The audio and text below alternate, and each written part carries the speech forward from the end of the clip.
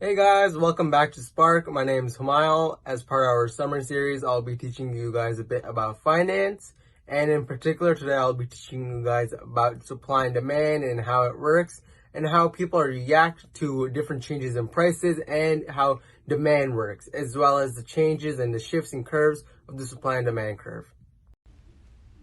Hey guys, so today I'll be teaching you guys about the basics of microeconomics and the basic economic concepts. So first, I'll start off by defining what scarcity is. Scarcity is when people or businesses, including governments as well, have wants, unlimited wants, but there's limited resources to fulfill those wants. Consumer goods are goods that are made for direct consumption. So let's say pizza or a bottle of Pepsi or Coke, something like that. Capital goods are goods made for indirect consumption, goods that make the actual consumer goods. So, and for the example of pizza, the capital good would be a oven, a restaurant oven making that pizza.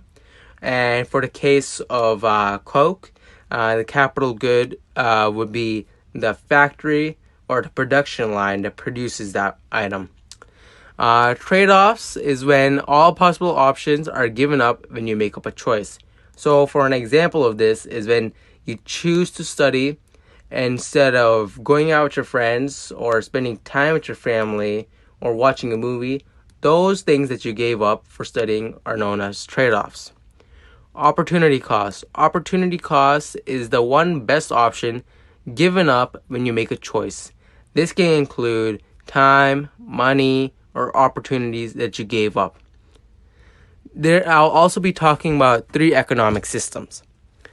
The first one is centrally planned economies. The next one is free market economies, also known as capitalism.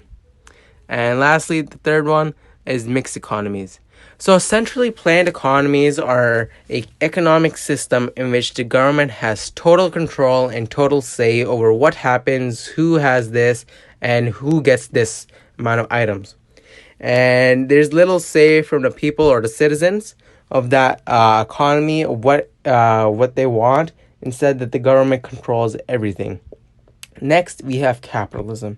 Capitalism is when there's little to no government intervention and when people decide what to do, how to do it, and who gets what. Mixed economies are a mixture of both capitalism and centrally planned economies. So this means that there are a mixture of people controlling what's done, how it's done, and who gets what, and with the intergovernment intervention as well. Next, as we can see below, there's a PPC curve, also known as a production possibilities curves. And so what this displays is that the rate, the opportunity, so you can calculate the opportunity cost of one item versus another one. And as we can see, if you're on the curve for the PPC, then you're efficient. You're maximizing your products to the fullest and you're producing at the most efficient rate as possible. If you're inside of the curve, that means you're not efficient and you're not efficiently using the items that you have. And if you're outside of the curve, that basically means that it's impossible to obtain to that point. Next, I'll also be explaining constant opportunity cost. Constant opportunity cost occurs because the resources are easily adapted between both products, as seen in this curve. Increasing opportunity cost occurs when resources are not easily adaptable between both products. So basically, it's the opposite of constant opportunity cost as seen in the curve. Alright, so I'll be talking about efficiency and the different types of efficiency. So we have productive efficiency and allocative efficiency. Productive efficiency is when products are produced in the least costly manner. So that means any point on the production's possibility curve means productive efficiency. Allocative efficiency are when products are being produced and are ones most desired by the society. So this is the optimal point, depends on the desires of the society. So let's say the society desires to have more cars as opposed to bikes. Then this would mean that cars are favored to be produced more in favor of society rather than bikes. So there will be more cars in the market than bikes. Shifting the possibility curve, production's possibility curve. So there's three shifters. There's shift in resource quality and quantity, change in technology, and change in trade. So this means that this doesn't change the amount they can produce, but it does change the amount they can consume. Next, I have provided questions for you guys to answer, as well as answers there as well. So there we have the output questions and the input questions. So this can basically test your concepts for what I just explained and everything that has that I've gone through.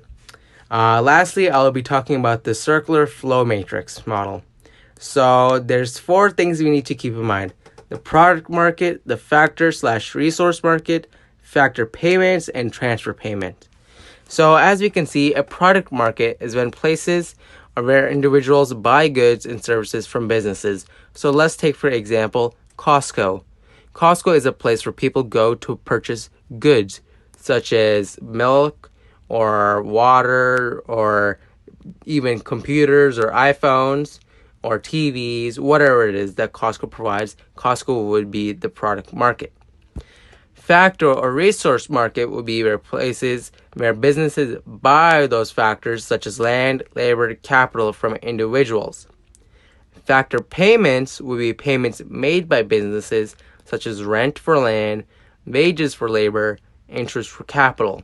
So an example of this would be when a business is renting out a warehouse to produce goods. So the payments that they make on the warehouse are considered as factor payments because the business is paying for those in order to operate and produce goods for society. Transfer payments are payments made by the government to meet a goal rather than pay for goods and services. This can include welfare.